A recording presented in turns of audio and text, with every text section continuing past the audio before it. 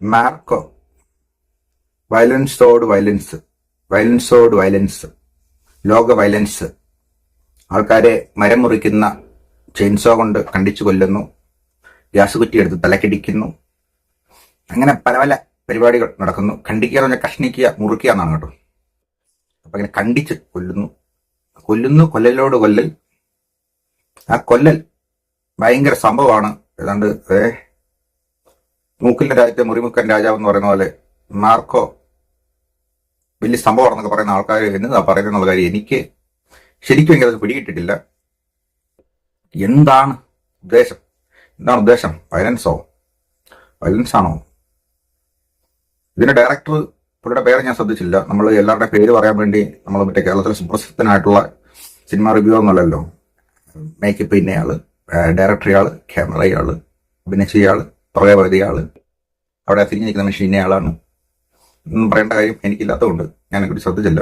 എന്തായാലും ഈ സിനിമ ഉണ്ടാക്കിയ ആള് ദർദ് ഡിവോഴ്സ് എന്നൊരു സിനിമയുണ്ട്, അതുൾപ്പെടെ കുറേയധികം സിനിമകൾ കണ്ടിട്ടുണ്ട്. ഓൾഡ് ബോയ്, സോ 1 തൊട്ട് 5 വരെയുള്ള ഭാഗങ്ങൾ ഇതെല്ലാം പുള്ളി കണ്ടിട്ടുണ്ട്. പുള്ളി കുത്തിയിരുന്ന് കണ്ടിട്ടേ ഇംഗ്ലീഷുകാരിങ്ങനെ ഉണ്ടാക്കുന്നുണ്ടല്ലോ, പിന്നെ മലയാളത്തിൽ തന്നെ അങ്ങനെ ഉണ്ടാക്കിയാൽ അവരുടെ ഉദ്ദേശത്തോടുകൂടി ചെയ്തൊരു സിനിമയാണെന്ന് തോന്നുന്നു. ഗോർ സീൻസ് ആവശ്യമുള്ളിടത്തോ ആവശ്യമില്ലാത്തടത്തോ എല്ലാം കുത്തിക്കയറ്റിട്ടുണ്ട്. നമുക്കിതിന് സർപ്രൈസ് ഒന്നുമില്ല. ആര് ചെയ്യും, എന്ത് ചെയ്ത്, എങ്ങനെ സംഭവിച്ചു, ഇനി എന്ത് സംഭവിക്കും എന്നുള്ള കാര്യത്തെ പറ്റി നമുക്ക് ഡൗട്ടൊന്നുമില്ല. നമ്മുടെ തമിഴ് ടാക്കീസ് എന്ന് പറഞ്ഞൊരു പുള്ളിയുണ്ട്, തമിഴ് റിവ്യൂ ചെയ്യുന്ന ഒരാളാണ്, ബ്ലൂ സെറ്റെ. പുള്ളി പറയുന്ന പോലെ തന്നെയാണ് എനിക്ക് തോന്നിയത് കേട്ടോ. ഇതിനകത്ത് നമുക്കൊരു ആകാംക്ഷയും ഒരു ഉത്കണ്ഠയും ഒക്കെ തോന്നുമല്ലോ പൊതുവെ ഇങ്ങനത്തെ സിനിമകൾ കാണുമ്പോൾ. ഇപ്പൊ സോയൊക്കെ ഉണ്ടെങ്കിൽ അങ്ങനെ തോന്നും, അവർക്കിനടുത്ത് എന്ത് സംഭവിക്കും, അയാളുടെ പിന്നിലുള്ള മോട്ടീവ് ഇന്നതാണ്, അയാൾ എന്ത് വേണമെങ്കിലും ചെയ്യും, അയാൾ ക്യാൻസർ പേഷ്യന്റ് ആയിരുന്നു, അയാൾക്ക് ലോകത്തോട് തന്നെ വെറുപ്പുണ്ട്, വളരെ പ്രശ്നമാണ്, അത് വായി നമുക്ക് മനസ്സിലാവുമല്ലോ.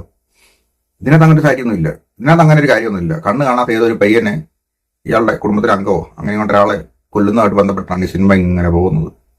ഇതിങ്ങനെ പോവാണ്, പോയി പിന്നെ അതിനകത്ത് എന്ത് സംഭവിച്ചു എന്നുള്ളതാണ് കാര്യം. ഞാൻ നേരത്തെ പറഞ്ഞ കാര്യം, ബ്ലൂ സെറ്റെ പറഞ്ഞ പോലെ തന്നെ നമുക്കിതിനകത്ത് ആകാംക്ഷയോടെ കാത്തിരിക്കാനോ ഇനി എന്ത് സംഭവിക്കും എന്നുള്ളതോ ഇതിന്റെ കാരണം എന്താണ്, ഒരാളെ അതിക്രൂരമായിട്ട് കൊല ചെയ്യാൻ ഒരു കാരണമാണല്ലോ. അങ്ങനെ ഒരു കാരണം ഇതിനകത്തില്ല.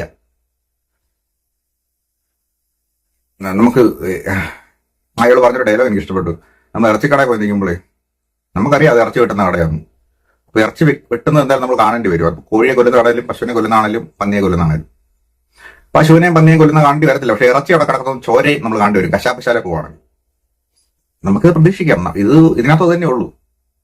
പക്ഷെ അതിനകത്ത് നമ്മൾ ഇറച്ചിക്കടയിൽ പോയി നിൽക്കുമ്പോൾ നമുക്ക് ഉത്കണ്ഠയുണ്ട്. നമ്മൾ മേടിക്കുന്ന ഇറച്ചിയിൽ ഇതിനകത്ത് കൂടുതൽ നെയ്യിടുവോ, എല്ലായിരിക്കും കൂടുതൽ നല്ല ഇറച്ചി തന്നെ തരുമോ എന്നുള്ളത് ആ ഒരു ഫീല് പോലും ഈ സിനിമയ്ക്ക് ഇല്ല എന്നുള്ളതാണ് വാസ്തവമായിട്ടുള്ള കാര്യം.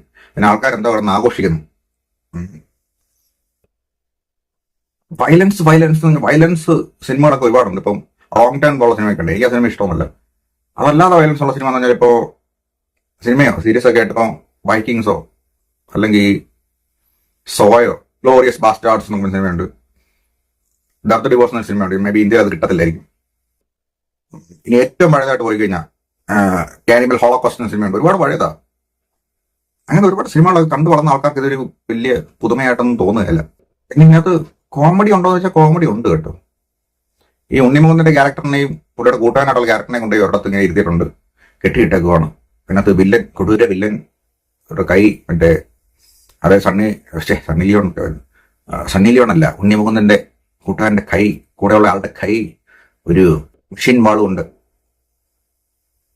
മുറിച്ചു കളയുന്നു, ചെയിൻസോ കൊണ്ട് മുറിച്ചു കളയുന്നു. അത് കഴിഞ്ഞ ഒരു രംഗമാണ്, അങ്ങനെ വെട്ടി തകർത്ത് തെരിപ്പണമാക്കി കൊന്നളയാണ്. പിന്നെ രംഗം നടക്കും, ഫൈറ്റ്. അതെല്ലാം കഴിഞ്ഞിട്ട് കൈ മുറിഞ്ഞു പോയ ഈ വ്യക്തിയെ കൊണ്ട് കാറി പോകുമ്പോൾ ഉണ്ണിമുകുന്ദൻ ചോദിക്കുന്ന ഒരു വിലമുണ്ട്, നിന്റെ വേദന ഇപ്പൊ എങ്ങനെയുണ്ട്, അല്ലെങ്കിൽ നിന്റെ വേദന ഉണ്ടോ എന്നൊക്കെ. പിന്നെ മിഷൻ വാളുകൊണ്ട് കൈ മുറിച്ച് കളഞ്ഞതിനെ ഒരിക്കലും ഒരു വേദന കാണുകയല്ലോ. അത് വളരെ നല്ലൊരു ഇതായിരുന്നു. ഈ ആദ്യത്തെ പകുതി കൊണ്ട് തന്നെ സിനിമ തീരും. പിന്നെ രണ്ടാമത്തെ കഥ എന്ന് പറഞ്ഞാൽ വേറെ എന്തോ കഥയാ, അത് വേറെ ഏതോ സിനിമ പോലെയാണ് അത് ചെയ്തു വെച്ചേക്കുന്നത്. ആദ്യത്തെ സിനിമയും രണ്ടാം സിനിമയായിട്ടും വേറെ കഥയാണ്. സിനിമയുടെ മൊത്തം എനർജി ആദ്യത്തെ ഹാഫിൽ തീർന്നു. അങ്ങനെയാണ് ഇരിക്കുന്നത്. ഈ വയലൻസ് ഒക്കെ ഉള്ള സിനിമകളൊക്കെ ഉണ്ടാക്കുക എന്നുള്ളത് ഒരു കണക്കിന് നല്ലതാണ്. ഇപ്പം ഐ സോ ദ ഡെവിൾ എന്ന് പറഞ്ഞ സിനിമയൊക്കെ ഉണ്ട്, അതെല്ലാം ഇയാൾ കണ്ടിട്ടുണ്ടെന്ന് തോന്നുന്നു കേട്ടോ. ഇതെല്ലാം കുത്തിയിരുന്ന് കണ്ടിട്ടാണ് ഇയാൾ ഈ സിനിമ ഉണ്ടാക്കിയത്. മലയാളത്തിൽ പറയുന്ന അങ്ങനത്തെ സിനിമ കാണുന്ന ഒരു ഉദ്ദേശം ഉണ്ടായിരുന്നായിരിക്കാം. പക്ഷെ കൊറിയക്കാരല്ല ഇന്ത്യക്കാർ. അതിനകത്ത് വ്യത്യാസമുണ്ട്. ഇവിടെ കിടക്കുന്ന ഈ വട്ടന്മാരുണ്ടല്ലോ, ഈ സമരം ഉണ്ടാക്കി നാട്ടുകാരൻ തല്ലി പെണ്ണുപിള്ളാൻ വെട്ടിക്കൊന്ന് ആസനം കോഴി ഒഴിച്ച് കുഞ്ഞുപിള്ളേരെ പീഡിപ്പിച്ച് അതിലെല്ലാം പ്രതികാരം നടന്ന ആൾക്കാരുടെ ഇടയ്ക്കോട്ട് ഇങ്ങോട്ട് സിനിമ ഇട്ട് ഇമാർക്ക് ഇതൊക്കെ മനസ്സിലാകും. ഇമാർക്ക് കൊലപാതകം ചെയ്യാനുള്ള പുതിയ പുതിയ ആശയങ്ങൾ കിട്ടും. ഏറ്റവും ക്രൂരമായിട്ടുള്ള രീതിയിലുള്ള ചില ആശയങ്ങൾ കിട്ടുമെന്നല്ലാതെ ഈ സിനിമ കൊണ്ട് എന്താണ് ഇത്? ഭയങ്കര ഡേഞ്ചറസ് കമ്മ്യൂണിറ്റി. അവരുടെ ഇടയ്ക്കോട്ട് ഈ സാധനം ഉണ്ടാക്കിയിട്ട് കൊടുത്തിട്ട് കാര്യമൊന്നുമില്ല. മറ്റേ ഞാനിപ്പോൾ നേരത്തെ പറഞ്ഞ സിനിമകളൊക്കെ ലോക സിനിമ കണ്ട് പരിചയമുള്ള മലയാളികൾക്ക് അറിയത്തുള്ളൂ. ഇതെന്ന് പറഞ്ഞാൽ പബ്ലിക്കലി റിലീസ് അങ്ങനത്തെ ഒരു പ്രശ്നമുള്ളൂ. ഈ വട്ടന്മാർ ഇടയ്ക്കോട്ട് ഉണ്ടാക്കി വിടണം കേട്ടോ. ഇമാര് കണ്ടിട്ട് ഉണ്ടാക്കണം ധൂം മോഡൽ മോഷണം, ദൃശ്യം മോഡൽ കൊല എന്ന് പറഞ്ഞ വരില്ല. അതേപോലെ ഇതുവരെ വരും. ഈ ഇമാർക്കൊന്നും അതിനുള്ള ബോധമൊന്നും ഇല്ലെന്നേ. എല്ലാവർക്കും നല്ല കുറെ ആൾക്കാർക്ക് ഇല്ല. അതാണ് ഈ സംഭവം. ആൾക്കാരെ കൊല്ലുമ്പോൾ അല്ലെ ആൾക്കാരെ ഭയങ്കര ക്രൂരമായിട്ട് കൊല്ലുമ്പോൾ ബ്ലഡ് ഷെഡ് ചെയ്യുമ്പോൾ ആൾക്കാർ എന്തിനാണ് ഇത്ര സന്തോഷിക്കുന്നത്? എന്തിനാ ഇത്ര ആഘോഷിക്കുന്നത്? ആർത്ത് വിളിച്ച് ആഘോഷിക്കുന്നത് എന്തിനാ? അതാണ് മാർക്കോ. പിന്നെ തുടർന്നുള്ള സംഭവങ്ങൾ മാത്രമേ ഈ സിനിമയിലുള്ളൂ. അത് നിങ്ങൾ അനുഭവിച്ച് തന്നെ മനസ്സിലാക്കുക. Pan Indian super star.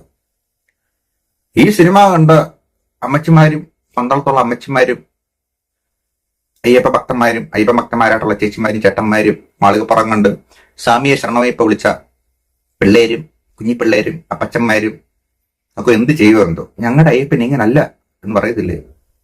കാരണം ഇയാൾ തന്നെയാണ് പറഞ്ഞത് ഇയാൾ അയ്യപ്പനാന്നൊക്കെ. നമ്മളാരും പറഞ്ഞതല്ല.